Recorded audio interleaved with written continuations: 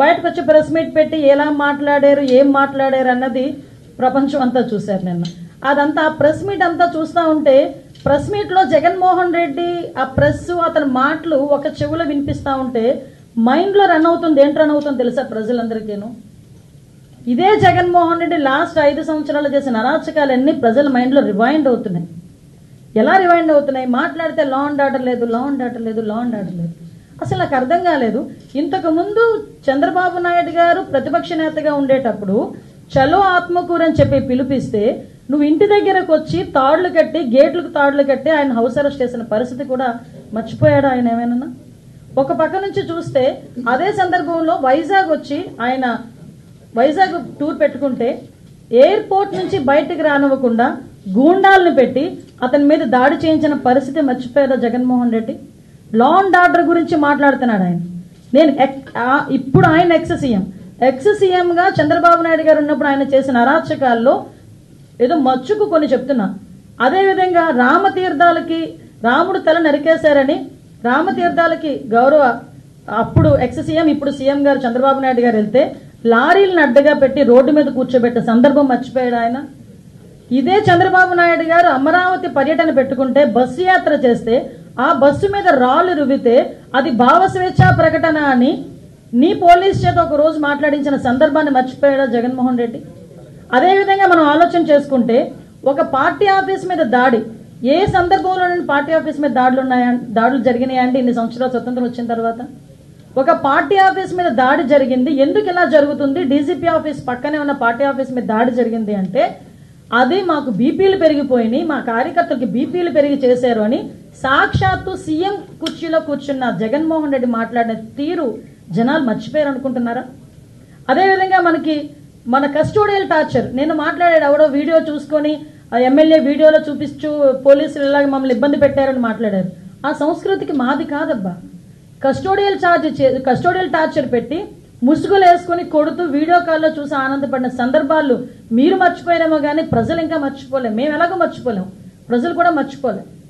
లోకేష్ గారి మీద కేవలం ప్రశ్నించినందుకు 23 కేసులు పెట్టిన పరిస్థితి మర్చిపోయారు. ఈరోజు అద్భుతం ఏంటంటే ఈరోజు అసెంబ్లీలో ఉన్న ఎమ్మెల్యేల్లో 85 to 90% ఎమ్మెల్యేలు అందరికీ కూడా లాస్ట్ 5 సంవత్సరాల్లో జగన్మోహన్ రెడ్డి గారు పెట్టిన కేసులు 90% ఎమ్మెల్యేల మీద ఉన్నాయి. మరి ఈ రోజు నువ్వు వచ్చి లా అండ్ ఆర్డర్ గురించి మాట్లాడతావు, చంద్రబాబు నాయుడు గారి గురించి మాట్లాడతావు, పవన్ కళ్యాణ్ గారి గురించి మాట్లాడతావు. పవన్ కళ్యాణ్ అక్కడ సీఎం మీద కేసులు ఉన్నాయి, డిప్యూటీ సీఎం మీద కేసులు ఉన్నాయి. సీఎం ఇప్పుడున్న సీఎం గారిని రోడ్డు మీద నిలబెట్టావు, డిప్యూటీ సీఎం గారిని రోడ్డు మీద పడుకోబెట్టావు. ఇప్పుడున్న స్పీకర్ గారి మీద కేసులు ఉన్నాయి, డిప్యూటీ స్పీకర్ గారికి కస్టోడియల్ టార్చర్స్ ఉన్నాయి, హోమ్ మినిస్టర్ నా మీద 23 కేసులు ఉన్నాయి.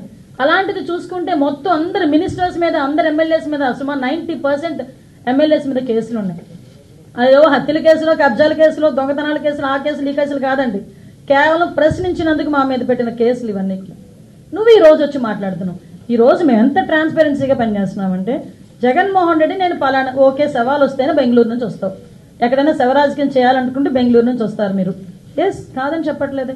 మీరు ఎక్కడికి వెళ్తారని మీరు పర్మిషన్ పెడితే ఏ రోజైనా మిమ్మల్ని హౌస్ అరెస్ట్ చేసిన సందర్భాలు ఉన్నాయా? మీ నాయకులను ఎవరైనా హౌస్ అరెస్ట్ చేసిన సందర్భాలు ఉన్నాయా? ప్రివెంటివ్ అరెస్ట్ ఏమైనా చేస్తున్నామా? పరదాలు ఏమైనా కడుతున్నామా?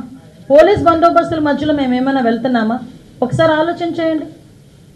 ఇవన్నీ మేమంత ట్రాన్స్పరెన్సీగా ఒక ప్రతిపక్ష నాయకుడు కూడా కాదు, ఎక్స్ సీఎంకి ఇవ్వాల్సిన గౌరవం ఇచ్చి Z+ సెక్యూరిటీ ఇచ్చి అంటే ఆయనకి ఇవ్వాల్సిన భద్రత కన్నా ఎక్కువ ఇచ్చి మేము పంపిస్తూ ఉంటే ఈరోజు బయటకు వచ్చి భద్రతా వైఫల్యం. ఎస్ నేను హోమ్ మినిస్టర్గా మాట్లాడుతున్నా.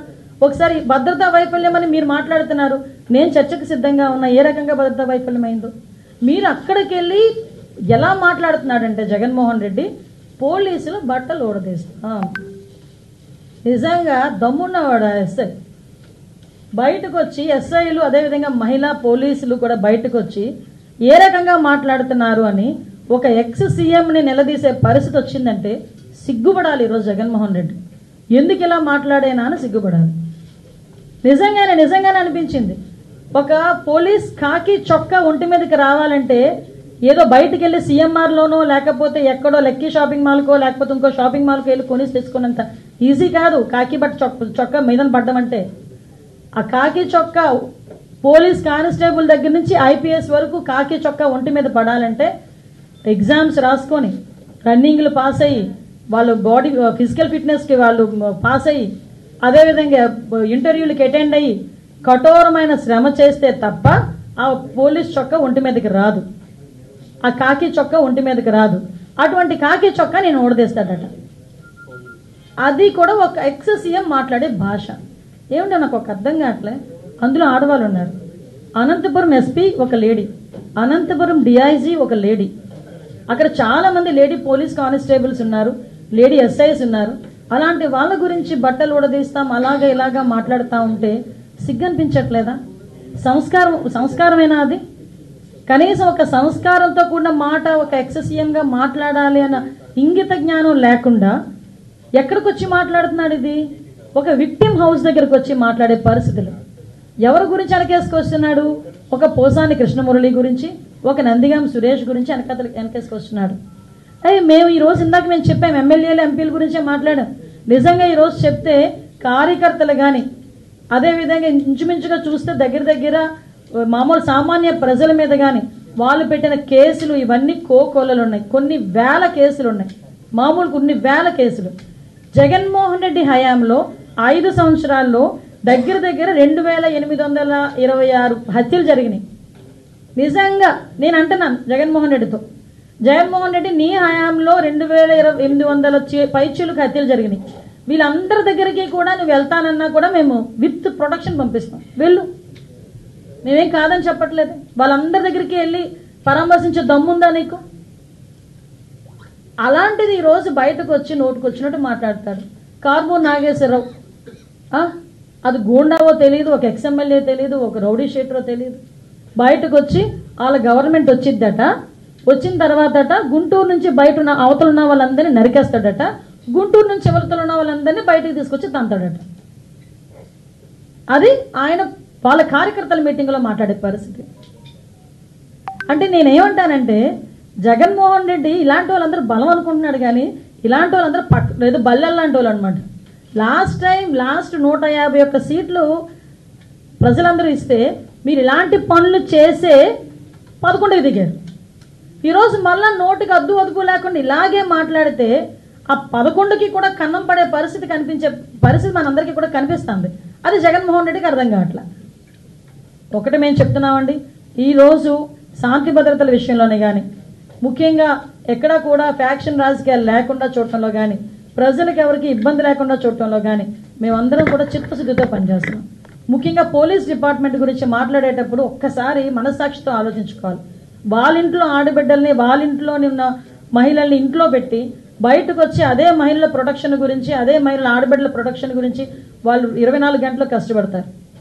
ఈరోజు వాళ్ళ ఇంట్లోని తల్లిదండ్రులు హాస్పిటల్లో ఉన్నారా, వాళ్ళ ఇంట్లో తల్లిదండ్రుల ఆరోగ్యం బాగుందా, వాళ్ళకి ఏం చూడాలనేది కూడా పక్కన పెట్టి డ్యూటీ విషయంలో 24 గంటలు 48 గంటలు అయితే 48 గంటలు కూడా నుంచొని ప్రజల భద్రత గురించి రాష్ట్ర భద్రత గురించి నుంచొని ఉద్యోగాలు చేసే పరిస్థితులు కనిపిస్తూ ఉన్నాయి. అలాంటి వాళ్ళని గురించి మాట్లాడేటప్పుడు కొంచెం మనం సెన్స్తో మాట్లాడితే ప్రజలు యాక్సెప్ట్ చేస్తారు. ఒక్కసారి అది కూడా ఆలోచన చేసుకోమని జగన్మోహన్ రెడ్డి గారికి చెప్తూ పోలీస్ డిపార్ట్మెంట్ మీద అదేవిధంగా ప్రజల్ని రెచ్చగొట్టే విధంగా శాంతి భద్రతలకి భంగం వాటిల్లే విధంగా ఎవరైనా మాట్లాడినా సోషల్ మీడియాలో పోస్టులు పెట్టినా కంపల్సరీగా తగిన చర్యలు తీసుకుంటామని మీ అందరికీ తెలియజేసుకోవటం.